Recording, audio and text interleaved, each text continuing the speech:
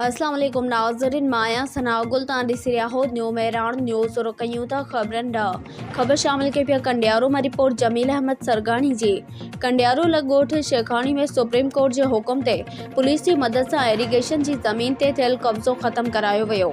मोहब्बत देरो लॻोठ शेखाणी में असिस्टेंट कमिश्नर मोहब्बत अली मुख्तियारकार अमजद कोराई ऐं DSP कंडियारो अब्दुल मजीद आराइन जी अॻवानी में 15 थाणनि जी पुलिस ऐं लेडीज़ पुलिस सां गॾु क्रेन जी मदद सां शाख ते ठहियल मिठल पीरज़ादो जा 2 घर ढाहे पट करे ज़मीन पंहिंजे कब्ज़े में वठी छॾी। उन सिलसिले में SC कंडियारो मुख्तियारकार कंडियारो ऐं DSP कंडियारो मूजिबि ते सुप्रीम कोर्ट वारे हुकुम ते एरीगेशन जी ज़मीन ते थियल कब्ज़ो ख़त्म कराए ज़मीन पंहिंजे कब्ज़े में कई आहे, जेका रिपोर्ट सुप्रीम कोर्ट जमा कराई वेंदी।